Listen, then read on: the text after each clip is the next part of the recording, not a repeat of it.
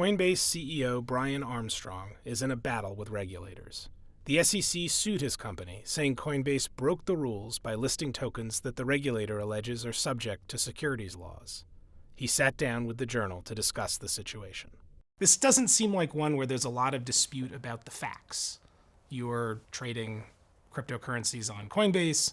The question really is, are you breaking the law? And is what you are trading a security? So take us through how you think about this case from a legal standpoint. We're not disputing facts here. We're disputing interpretation of the law. What's your interpretation of the law? Well, okay, so let's zoom out for a minute. So if we go back to 2021, Coinbase, we wanted to become a public company. We described everything about our business, the assets that we list on our platform, how we do staking. And the SEC at that point allowed us to become a public company. And fast forward, a year later, we started to hear some conflicting statements from the SEC, the CFTC. Generally, when we hear updated information from regulators, we go in and we talk to them. We say, great, if the rules have changed, how can we adjust? And an example of that was they said XRP we think might be a security. We said, okay, we want to act in good faith. We'll delist it. We don't know if it's a security or not, and that court case is still playing out. But we want to be collaborative and work with regulators. And then something shifted about a year ago. A totally different tone started to happen. And we kind of got this information from the SEC that, well, actually, we think everything other than Bitcoin is a security. And we kind of said to ourselves, well, that's not our understanding of the law. How are you coming to this conclusion? And we were sort of met with silence, right? We did a series of meetings with them, probably 30 meetings over the last 12 months, where they asked us every question under the sun. We kind of, told them everything we could about our business. But we didn't really get clarity from them about how we could come in and register, which assets they had a concern with, why there's contradictory statements between them and the CFTC. We didn't really get any feedback from them. And suddenly we got this Wells notice and then the complaint that was filed yesterday. So basically we're in this environment of regulation by enforcement. I don't feel like there's a clear rule book. The only sort of high-level statements they've made is that everything other than Bitcoin is a security, which that's just not what it says in the law. And by the way, that would also kind of mean like the end of the crypto industry in the US if that was actually what happened. And so we have to go to court to challenge that. We're proud to do it for the industry and for America. But this has been something that has been hanging over the industry and Coinbase for a while. The SEC is far back as the previous administration, Jay Clayton, had been saying things about, hey, some of these things are securities that are being traded out there. The SEC has written papers about this. You in your S1, when you filed to go public, put down as a risk, the SEC may decide that the stuff that we are trading is in fact a security, and there are onerous and difficult registration obligations that we would have to do should the SEC decide this. So it isn't like this sort of came out of nowhere. This was something that had been over the industry for a while. But you pushed ahead anyway and built a business and grew that business and added more tokens and added more assets. Tell us why you did that. Yeah, well, there are certainly crypto securities out there. In fact, Coinbase has reviewed well over 1,000 different assets. 90% of them we've rejected, right? Because we thought some of them could be securities, or we had other concerns about them. So we've really only listed a very conservative, small number of the assets out there. And so I agree with the statement. There's a lot of crypto securities out there. In fact, I would like there to be a robust, healthy market for people to trade crypto securities in the US. I think this is one more area where crypto could help update the financial system around capital formation. And we should make it easier for people to raise money for their company or for something they want to build in the world, and those should be issued and registered as crypto securities. We filed a petition formally with the SEC to try to get clarity about how that could happen. We acquired a broker-dealer license, which is dormant because we haven't found a way to activate it with the SEC. So I would like there to be a robust market for trading crypto securities. The 10% or less of assets that we reviewed that we did decide to list, we feel that those are crypto commodities. And so they don't need to be registered and traded with under an SEC license. Let's back up a little bit for people who are not so in the weeds on all the various minutiae here. The SEC has alleged basically that you are running afoul of the rules in three ways: that you're a broker-dealer, that you are a clearinghouse, and that you are an exchange. All three of those things, the SEC requires that you register and take a bunch of actions. You aren't doing that. There's no dispute that you are not any of those things. Is that right? Or is there any dispute that you are acting as a broker-dealer, acting as a clearinghouse, and acting as an exchange? No, we don't claim to be a broker-dealer, or we've acquired a broker-dealer license that's still dormant because they won't allow us to activate it. But For the assets that we do trade, those are commodities, so they don't require those registrations. They don't require the registrations, but we're not disputing what you do. What you do is function as an exchange, function as a clearinghouse, and function as a broker. The dispute is around whether what you are trading, clearing, and broking is indeed something that's under the SEC's jurisdiction, right? Yeah, we're trading on our exchange crypto commodities today. So let's zoom way out again for people who might not be deep into the minutia of this. So the question of what is a security, you can think about it in a whole bunch of different ways, and there's case law on this. But like to zoom way out, you've got like baseball cards at one end. You've got Apple stock on the other end, right? Baseball cards clearly not a security. We trade baseball cards; they have value, but nobody thinks that like a 1987 Topps Darryl Strawberry is a security. Apple stock clearly a security. Big gap between those things. Bitcoin looks like it's more over here, closer to a baseball card. And the SEC is making arguments that a bunch of things that you trade on Coinbase are more over here, closer to Apple, that they're company-like things. They're companies that work on these protocols that issue these coins. They issue the coins to people who expect that they get a profit from those coins. How do you think about that distinction? Right. Okay. So I'll just clarify up front here. I'm not a lawyer, right? So I'm going to do my best to get to touch on this. But you have had a lot of time and have had to do a lot of thinking about this topic. Sure. This is a deeply technical topic in the law, and I'll tell you my interpretation of it in a second. But it's worth noting that in the United States we have a securities regulator, the SEC. We also have a commodities regulator, and so partly this is a major topic of debate in the U.S. is like which one is it? But in other countries like in the UK, for instance, they just have one financial regulator for both, and it's funny they spend like 1% of their time even discussing this issue as some sort of like kind of wonky, interesting topic. But it's a massive issue in the U.S. just because we have two separate federal regulators, and there's kind of like a turf war, political, power sort of battle happening, which we feel like we're caught in the middle of. So anyway, with that as a backdrop, there is this thing called the Howie test, right? Which is the definition of a security, and it kind of says, is there an investment of money in a common enterprise with an expectation of profit based on the effort of others? So it has those kind of four prongs. You can you can twist yourself into knots, kind of teasing it apart. But the important thing to know is that all four of those things have to be true, right? So you can imagine there are things that, like you mentioned, baseball cards. There's other things that people invest in, even with an expectation of profit, like let's say a Picasso painting, right? That they hope to make money on. They hope it will go up in value, but that's not a security, right? Because it's not based on the efforts of others. And so there's various ways that you could imagine a crypto asset would not be a security, right? If it's sufficiently decentralized, there's no common enterprise, right? If there's some specific utility around it, it's not just for the purpose of the value of going up, right? And so what we need in the United States at this point to get regulatory clarity, unblock this issue, get rid of the turf war, is regulatory clarity. And I think what's going to have to happen now, since the CFTC and the SEC have not been able to sort of figure this out, is we're going to have Congress step in and draft legislation that will unblock this issue in the United States, or we're going to have the courts create more case law, which is partly what we can do by going to court with the SEC here, is it's just helping get case law created. I've been really pleasantly surprised to see that there's now draft bills being created in Congress. Congress is very aware this is an issue, by the way. They're worried that the U.S. is going to be left behind because while this kind of back and forth fighting is happening, the UK, Singapore, Hong Kong, like the UAE, every financial hub in the world is kind of saying, hey, we want to be the future crypto Web3 hub, and we have clear rules. Europe just passed comprehensive crypto legislation way ahead of the US. So usually we think of ourselves as kind of innovative leaders around technology in the US. We're taking notes now from Europe because we haven't gotten this figured out. So I want to come to what the rules should be and what you think they should be and how they should be changed down the road in a second. But I want to stay for a little bit on what the rules are now, which is what we have to deal with. It's what the industry has to deal with. There are rules now. The rules are subject to interpretation. Obviously, it sounds like you will be taking this to court pretty hard, and there will be a trial and a discussion and litigation about what the rules are. I assume that's where you're going with this. So under those rules, I want to pick out a couple of things that the SEC has said. The SEC has said that there are 13 tokens that are cryptocurrencies, crypto assets, or whatever you want to call them, that you are trading.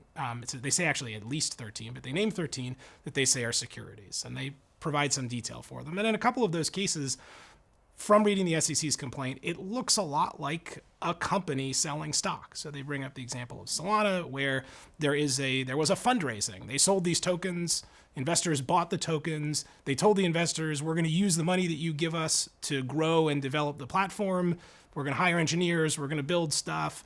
And in return, we're going to reduce the supply of tokens so that the tokens that you hold become more valuable. That sounds a lot like a company selling stock.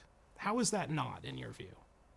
Right. So you're right. The SEC complaint sort of said, of the over 200 assets on our platform, we have a concern about these 13. So it was a relatively small percentage. But to answer your question directly, so again, if any of those 4 prongs of the Howie test are invalidated, it may not be a security, right? And again, this is something the courts would have to kind of really dig into. But an example would be, in the Solana case, right? Let's say that if something has sufficiently been decentralized, that could be an argument, right? But there are founders of Solana. There's a Solana Labs. There's a Solana entity. Sure. There was a founder of Bitcoin too, right? Maybe we don't know. And Ethereum, right. right? So this is actually an interesting sort of nuanced point. Some things could be a commodity from day one. Other types of crypto assets, they may start as a security because they're just raising money for a project that could be something in the future. But then as that project launches and it decentralizes and it develops utility, it may actually convert to being a commodity at some point, right? This is actually an important part of the law that's unclear right now. And for instance, the draft bill that we saw come out of Congress last week from McHenry and Thompson, they start to try to address this issue of how and when would an asset that started as a security become a commodity, right? So anyway, there's a lot of details where in a moment in time you have to look at it. It could be different a year later. Anyway, with every asset we've listed on our platform, we did extensive diligence.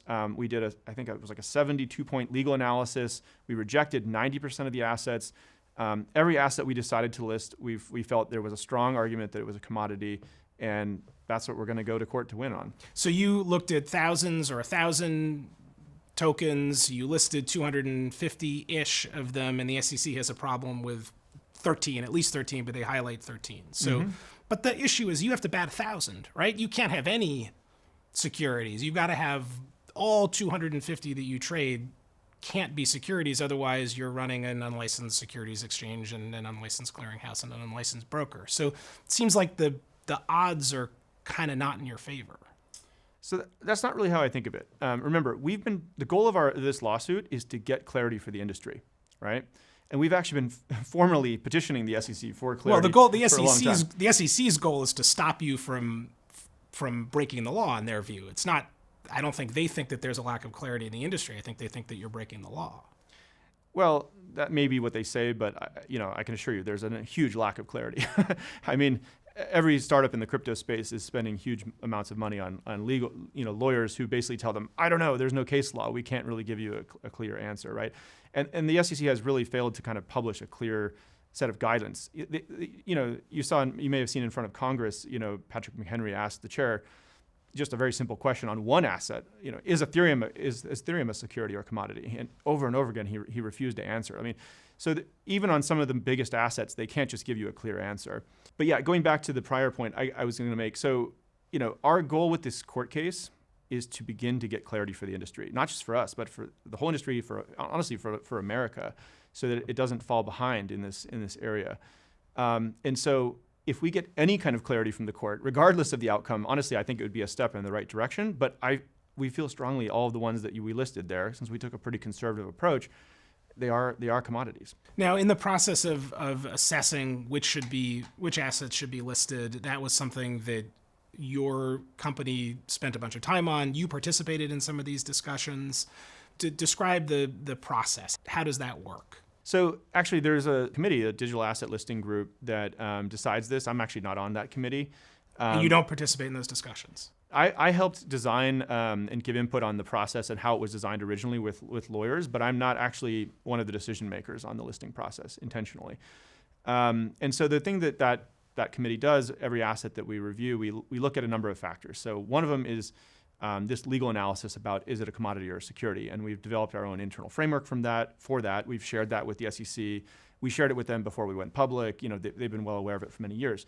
We also look at the cybersecurity kind of the credibility of the token. Some of these smart contracts could have issues that might harm customers, and so we do a cybersecurity analysis. We also do a compliance review of the asset and the founding team. So based on that, the committee, which has a diverse set of skills of different people in finance and cyber and legal and all kinds of things, they make the listing decisions. The SEC says in its complaint that you rushed that process, that Coinbase actually started fairly conservatively with Bitcoin and with a much smaller set of tokens, while everybody else in the space was going wild, listing a zillion things and trading derivatives and all kinds of crazy stuff. And you were pretty conservative, but over time you listed more and more and more, and possibly let the standards and let the analysis slip. How do you respond to that? Well, we've rejected over 90% of the assets we've reviewed. So I think that's a good start. And then I feel pretty comfortable about the analysis. I think as the SEC goes in to look at it, really as the court goes in to look at it, because the SEC has already seen all of this, I think they'll find it to be a very rigorous analysis. We have, basically a stack of paper on every single asset we've ever decided to list. And the irony of this is that we were continuously asking them during this period, can you give us more clarity? That's how it's supposed to work. Like, the regulator publishes the rules and then everybody has to follow them, right? So you have to remember that there were no rules. We couldn't really get any feedback from them about, was this asset okay or was that not? Why, right? And so with them sort of abdicating that responsibility, we essentially had to create our own process. And I think we did a really good job of that, working with some of the best legal minds in the world. And so I think it's pretty unfair, and I think this is not a good fact pattern for them that a jury or a judge would look at, is to say, look, this company was formally petitioning you for clarity. They met with you 30 times. They developed their own internal framework, working with the best lawyers in the world, and you never gave them any feedback on it. And then you hit them with this enforcement action. That's not fair, and that's not good for America. Coinbase has a venture arm that invests in tokens and other things. Does it invest in anything that's traded on the platform? I don't know actually the exact. I want to make sure I give you a specific answer, but I think most of those have been just standard venture investments in startups. So that's not a factor in the listing decisions, is whether Coinbase has or doesn't have a position in the company or the token. Well, we don't take any listing fees. And as far as I know, on the digital asset listing group, they don't look at our personal Coinbase venture investment. It's not a factor. You talked about the rules and the clarity and what the rules should be. What's wrong with the Howie test? It's been around for, since 1946. It covers a whole lot of things. It started with orange groves, but it covers stocks and all kinds of stuff, and has been deployed in a bunch of different places. And the original kind of idea of it was for it to be flexible. It was not supposed to be, we're going to make a determination about this specific thing. It was supposed to be flexible because the court knew that securities and trading would evolve over time. What's wrong with it? How does it fail to count for the specific needs of crypto? Yeah, so I think it's a great starting place, and we basically need case law to sort of help us understand some of the nuances of how this applies in a crypto environment. So an example is that in crypto, for many of these assets, there is no common enterprise or central authority that would be responsible, say, for issuing disclosures or something like that. Like the Ethereum network, there's not any one group that controls it. It's decentralized, right? And so we actually, we put out this petition to the SEC. People can Google it if they want. I think it's Coinbase petition to the SEC. You can kind of read it. And we actually, a lot of these are really technical legal questions, but there's about 40 different areas where we felt like the current law was a little unclear on this, like, decentralization, utility. What does that mean in context of open source software, right? Who would issue the disclosures if there's not a common enterprise, right? So there's a lot of open questions like that, which we don't feel have been answered, and that's the kind of clarity that would be helpful. Do you think that there is a role for those disclosures, for that kind of information to investors? Because right now there isn't, right? There isn't any disclosure about any of these tokens besides white papers and other stuff. Yeah. Certainly not standardized disclosure. Do you think there should be some disclosure, leaving aside who does it or how it happens? Yeah, so for crypto securities, absolutely, there should be the normal set of disclosures. Even for some of these things which may be classified as commodities, I think disclosures could be an important part of that. And actually, one of the nice things about crypto is that you can actually go look at a lot of this data on chain. It's public. there's a couple of companies that are trying to find ways to sort of better aggregate it and sort of say, okay, here's the distribution of all the people who own it. How long have they owned it? What price did they buy it at? Are they insiders or are they, just third parties? And trying to get better insights. So anyway, I think that kind of thing is really important. And again, it needs to be updated for this new technology, which is a little different than what's come before. So it sounds like what we're talking about here, though, is a question of degree, right? So there are some, back to the sort of baseball card and Apple thing, there's a big hazy middle there, and the SEC would like to put the line here, and you'd like to put the line somewhere to the right of where the SEC wants to put the line. But fundamentally, you're still thinking about the distinction between commodities, which are okay to trade in the way that you trade them, and securities, which shouldn't be. It's just a question of where the line should be. Is that right? Yeah, I think this is what the courts and Congress need to figure out, is where should that line be? And honestly, reasonable people could disagree. There's probably somewhere there, And ultimately, our goal is we're already licensed by the CFTC, and we have the dormant license from the SEC. We would like to be in a world where we're just licensed and regulated by both, and it's a healthy market structure, and maybe some of these assets would start as a security and they'd migrate. The McHenry-Thompson bill that kind of came out last week contemplates this idea of, maybe we could actually have one exchange where both commodities and securities and stablecoins, and by the way, there's other things in crypto too, artwork and identity and all kinds of things. So these could all kind of coexist on a regulated platform. And so if you do have a new technology that comes along, it doesn't quite look like A or B, it's some kind of hybrid, that's probably why we need new legislation. So if the line gets drawn here, and my hand is meant to be in between Bitcoin and Ether over here and everything else over here, if Bitcoin and Ether are the only commodities, is Coinbase a viable business? Can you just say, forget about all the rest of it, we're just going to trade Bitcoin and Ether, that's the business? Well, first of all, I think that would be a pretty extreme position, and that's not what the rest of the world, including Europe and the UK and Singapore and Hong Kong, have done. So let's put that aside for a minute. I don't think that's what the law says either. But so Bitcoin and Ethereum are the majority of our revenue today in the trading world, right? Now, we also make quite a bit of revenue. Almost 50% of our revenue is from non-trading fees, right? And then we also have revenue outside of the United States, right? So I guess even in that scenario, yes, we're a viable business and there's lots of things, but I also think that's just not what's going to happen, because that's not where Congress is headed. That's not what the courts will decide. You are unusual among other crypto exchanges in that 84% of your revenue is in the United States, and most of the rest of them either are not in the United States or say they are not in the United States. Is there some universe in which Coinbase also, and Bittrex did this, when they were sued by the SEC, said, you know what, we're going to give up the U.S. and go to the rest of the world. Is there some universe in which Coinbase gives up on the U.S.?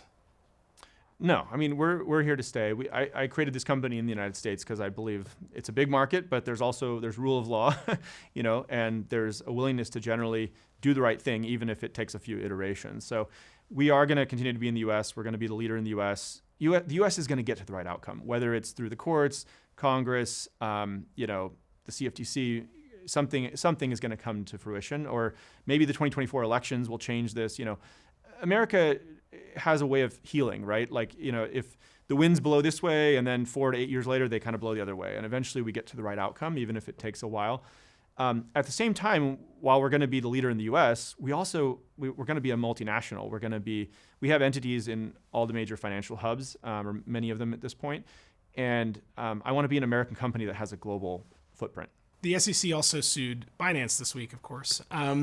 Those cases are similar, but also different in important ways. Tell us how you see your case versus Binance's case, and whether there are commonalities, there are places where you and they would be sort of fighting the same fight with the SEC, and places where there are differences. Yeah, so I think they're actually very different, and it was kind of unfortunate that they were done back to back. My guess is that might have been deliberate to try to conflate the issue. But just to give you some examples, and I don't want to say anything about any other companies in the space, but I'll just talk about Coinbase. So there were no allegations in our complaint about misappropriation of customer funds or wash trading. There was no naming of me or the executive team personally. It really was just a question on this technical matter of are these securities or commodities? And I guess it's also important to note, as you said earlier too, Coinbase is based in the U.S. We're a public company, so that means we have strict requirements around, for instance, like audited financial statements. So when we say that customer funds are segregated and they're backed 1-to-1, you don't have to take our word for it. Our external Big Four auditing firm is looking at that. You have taken, I think it's fair to say, a reasonably confrontational approach with the SEC. There's a Twitter thread in which you said there's some sketchy things going on. Do you regret that approach? Well, I wouldn't say our approach has been confrontational. It is with great, we never relished the opportunity or the idea of ending up in litigation with our regulator. In fact, quite the opposite. I mean, we spent 30 meetings over the last year trying to be as helpful and collaborative as we could and really got no feedback, right? We decided to become a public company, which, and shared all this information with them. So, and by the way, I have a great deal of respect for the people at the SEC, the staff, the commissioners. I think our relationship with the chair has been quite difficult, honestly, but there's a lot of really good people at the SEC, and we've had no issue working with every other regulator out there, both in the U.S. but also internationally. Why has the relationship with Chair Gensler been difficult? I don't know. I don't want to speculate on his motives or anything like that. But when he first came into the role, I made an effort to kind of fly out there and go meet with him. I don't know why the schedules wouldn't align. We made several attempts. We eventually did get to meet, but only virtually. Have you ever had a one-on-one meeting in person with him? I've never been able to meet with him in person, which is rare. Every regulator that we have, I've been able to get meetings with, including the heads of government in many of these countries where we operate. It may have been a COVID thing at that time, but it may have been other reasons too. I don't know. I don't. It doesn't seem like he wanted to meet with us. Let's talk a little bit about the future and what a different universe for crypto might look like. You've talked a bunch about how crypto could be, how the rules that are currently in place, the Howie test and other things could be applied to crypto and the legal analysis that will happen in the context of this court case. But you've also talked about talking with Congress and you alluded to a sort of future administration after the 2024 elections. If the political system were such that it would create a new set of rules for crypto and you could sort of whiteboard from zero on what those rules might look like without having to deal with the existing framework, brainstorm in your head, what is sort of Brian Armstrong's dream regulatory structure for crypto? Well, so the first one is we just need to get some clarity about the market structure and how the CFTC and the SEC are both going to regulate this industry. What are the boundaries? I think we also need to just bring in some basic consumer protections, which are, around wash trading prevention, AML, KYC, having audited financial statements. These are just kind of best practices that can come over from traditional financial services and be applied to crypto. And then I think we also need to get a little bit more clarity about stablecoins, because that's been a really big use case and area of growth for crypto. And so there's still a little bit of lack of clarity there about how issuance works and things like that. So it's actually not rocket science. This is just applying some of these really basic common sense ideas to the industry. And then once we have that legislation in place, I think we'll start to see some of the entrepreneurs who've left the US come back and say, okay, I feel that we're not just going to be attacked randomly or have incredibly high legal bills at any given moment, and we can actually build a business here in the US again.